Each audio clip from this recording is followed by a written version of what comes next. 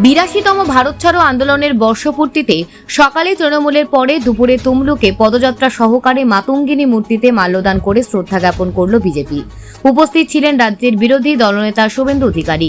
শ্রদ্ধা জ্ঞাপনের পরে তিনি বলেন, পুলিশ বাবুরা তোলামূল আমরা আগে সকালে প্রোগ্রাম করতাম, কিন্তু এখন পুলিশ তাদেরকে আগে সুযোগ দিয়েছে। আমাদের দুপুরে সময় দেওয়া আমাদের দেরি হয়েছে। মুখ্যমন্ত্রীকে অনুরোধ করব, মাতঙ্গিনী হাজরার নামে ভুল বলবেন না।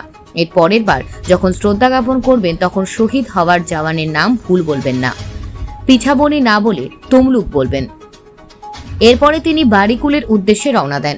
এখানেও থেমে থাকেননি। অভিযোগ করেন রীতিমতো হাইকোর্টে বাড়িকুলের মিছিলের সম্মতি আদায় করতে হয়েছে। Bureau report, news prime times. Matangini Hazra শহীদ হয়েছিলেন। আমরা প্রত্যেক বছর 9ই আগস্ট পালন করি তমলুকের বানপুকুরে, এবং গোটা ভারতবর্ষ জুড়েই পালিত হচ্ছে।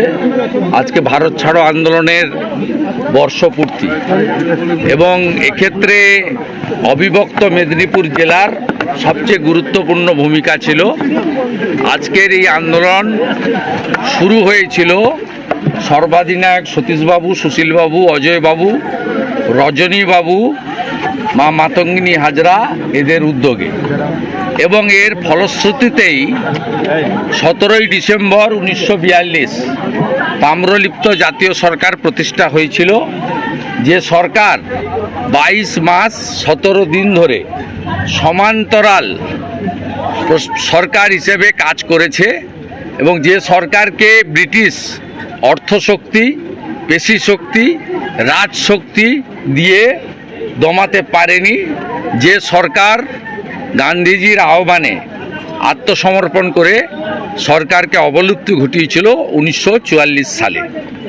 তাই ভারতবর্ষের অন্যতম গুরুত্বপূর্ণ তাম্রলিপ্তের ধ্বজাধারী এই ঐতিহ্যমণ্ডিত তাম্রলিপ্ত নগর, এবং মা মাতঙ্গিনী হাজরা যেখানে এক হাতে শঙ্খ, সনাতনের প্রতীক শঙ্খ, আর এক হাতে দেশের জাতীয় পতাকা নিয়ে বন্দে মাতরম বলে এখানে প্রাণ দেহ রেখেছিলেন, সেখানেই আমরা প্রতি বছরের মতো পালন করি।